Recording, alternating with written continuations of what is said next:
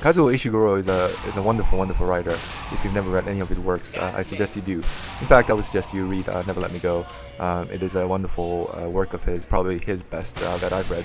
I haven't read that many, and he hasn't written that many actually. I think he's only written about 5 or 6 books. This being his latest, I believe. Anyway, go ahead and read this if you haven't yet. I'm not gonna give any spoilers because there are details of the book. Even if I describe it in only in passing, I would spoil it for some people. It's not really a spoiler per se if I were to give information about the book, this particular information about the book, because the book makes it clear from the very get-go. Not maybe from the very get-go, but it is revealed pretty early on. So it's not giving it away, but I'm not going to mention it even so, because some people are very sensitive about things like that. They feel like that's one of the joys of reading or watching a movie to discover something new.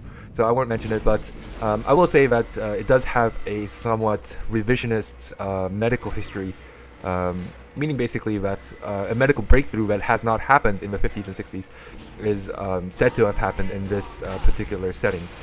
So that plays a strong role in the book. But however, the book's main focus is not on this medical breakthrough or even its social impact or anything like that. I don't think that's Kazuo Ishiguro's main purpose in writing this. His main purpose in writing this is to explore characters and to explore relationships and how these relationships are impacted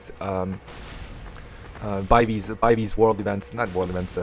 It only projects as far as England. It doesn't really delve into the world events, but by these events that are bigger than them.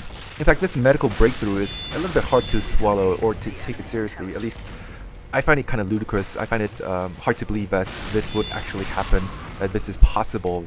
That even back then, when things were a little bit more controversial, and race relations weren't what they are today, and people were mistreated just because of the color of their skin. I don't think this wouldn't fly even back then. I can't imagine that it will. And it seems kind of ludicrous that you would need to resort to such a thing when there are other alternatives, other donation possibilities available to medical professionals. Anyway, so I gave a little bit away, but don't worry too much about it. You won't understand unless you knew what the whole book was about. Mainly, what I want to say is that this medical breakthrough is actually kind of in the background. It's not really that important to the book per se. It's only important in how they impact the characters and how it impacts their lives and their relationships with each other. It doesn't really impact. It doesn't really have a strong bearing in the book. It's kind of like a what-if scenario. What if you were, let's say, invisible? If you're invisible, how would your life be impacted? How would you lead your life? That kind of thing. It's there to serve a purpose, but it's not really there as a main focal point. The main focus would be you. How would you be impacted? How would you live your life? That's an important question that's being asked, and it's the same thing for this book. As I said earlier, Kazuo Ishiguro is a wonderful writer. He has absolute mastery of the English language, and it's very much evident in this book. But the interesting thing about this book is that it is in first-person perspective, meaning that it is told through a character, Kathleen H.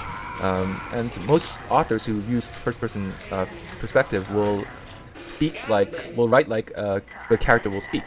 Meaning that if it is told, say, by a Valley Girl, then the author will write like a Valley Girl. Will say things like, yeah, like, that kind of thing. I can't do Valley Girl, you know what I'm saying. And other times, authors will mostly ignore the character that's telling the story, will ignore her voice or his voice, and will just write as he or she normally writes, just using the author's voice, even though it is in first-person perspective. Kazuo Ishiguro, he does something kind of in between. He does write as if he were writing, as in he has absolute control of the English language. So, if a person is telling a story, that person would most likely not speak as eloquently as Kazuo Ishiguro writes. He writes more eloquently than I could ever write, or most 99.9% of people could write, and you can see that eloquence in his writing, even as he speaks through Kathy. But he does project a lot of her mannerisms, a lot of her way of speaking into his writing. So, for instance, you will see that she's telling a story about an event that happened when she was 14 years old, but then she'd be like, oh, no, wait, I need to go back. I need to go and tell this story that happened at 12 years old, when I was 12 years old, because that actually makes it more relevant, makes the 14-year-old event more relevant. You'll understand why I was so upset with whatever happened at 14 years old because of this thing that happened at 12 years old. And she'll keep on jumping back and forth, and telling a story that way. And it's very effective. It's not only effective in projecting her voice, it's also effective in giving more relevance to each and every story and giving a more complete picture of the characters' lives. And these characters, they're not extraordinary. They're not people with extraordinary abilities or exceptional talents or anything like that. Or even their personalities aren't particularly, overbearing or cartoonishly, forceful or something like that. They're very much ordinary people, people that you probably can identify with, or people who are like them. They are people that are put in somewhat extraordinary circumstances, kind of harrowing circumstances, but they themselves are very ordinary, and the lives that they lead are pretty ordinary. So a lot of the stories that are recounted by Kathy H, they're not, world events. They're not events that are particularly significant to anyone else but her and her friends. Most of the story takes place in the school that they all went to, and afterwards, what happened in their adult lives. They're just like stories about their relationships and how they got into a fight, or how there was a misunderstanding that led to some bigger misunderstanding that led to the deterioration of their relationship or something like that, or how they felt really close after something happened between them. It's stuff like that. Almost very routine things that you probably have just as interesting a story to tell as Kathy H does. But of course, the difference is that if you were to tell the story, then your story probably wouldn't be that interesting because of the way you tell the story. And Kazuo Ishiguro is a far better storyteller than anyone here. And of course, the other difference is that Kathy H is in a somewhat extraordinary circumstance, especially compared to the circumstances that we find ourselves in our daily lives. And I think Kathy H is pretty much perfect for recounting the stories. She's kind of a reserved girl. She's not shy, but she does take a kind of a reserved role on most occasions. She's not an attention seeker. She's not entirely forceful.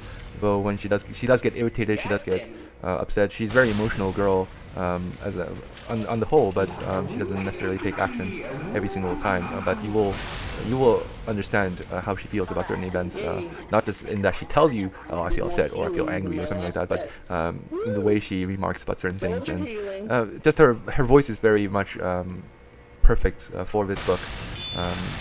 She's very earnest. She's also very honest, or at least she tries very hard to be as honest as possible. I think told from any other character's perspective would have done this book a disservice. The other characters that are central to the story are her two best friends, Tommy and Ruth, and the story revolves mostly around how their relationships are shaped and how they continue to be shaped by events that happened. And most of these events are not forced from the outside, as in some big war happens and how does that change our lives. It's mostly just internal things, like how this person betrayed this person, or how this person did something for this person, and how that impacts their relationships and so forth. It's just three ordinary people living their lives, and and how their relationships change as they change, as events happen around them, as they make decisions that impact their relationships. It's a very poignant book, to be sure. It has a lot to say about certain things, but it doesn't force it upon. It doesn't ram it down the reader's throats. It doesn't ask these questions blatantly. Doesn't pose these questions and have you linger on them throughout the book. No, it just kind of subtly brings it out as the story progresses. And it's a very sad book, to be sure. It's a very moving book. But it doesn't try hard to be particularly sad. It just happens to be sad. It just happens to be a sad story. And that's why I feel like this book succeeds in ways that the movie doesn't.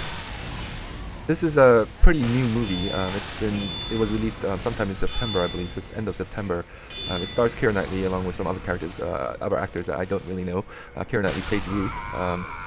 And it's directed by the guy who directed 1 Hour Photo, which I felt like was a very good movie. Maybe not very good, but it was a pretty good movie about this one guy who's obsessed with his family. Anyway, if you haven't seen that, that's actually worth watching. But this movie is not, in my opinion. I feel like the movie tries too hard to be sad or to make a point. I'm not even sure exactly what it's trying to do, but a lot of things that make the book work. It just doesn't work here that well. The fact, of course, that it's not told from Kathy's perspective per se. It does have Kathy narrating every once in a while, but it's a movie and it's not told in her perspective exactly.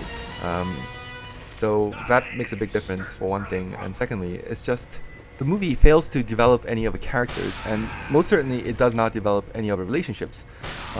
We are just told basically that there are three friends, that they have been friends since they were young, since they started school, and that two of them are in love with each other, and so forth. We are not actually made aware of this. We are told this.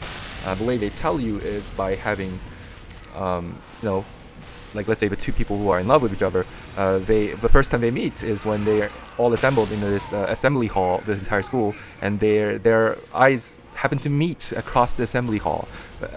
Instant physical attraction kind of thing. Maybe something happened before then, we don't know, based on the movie.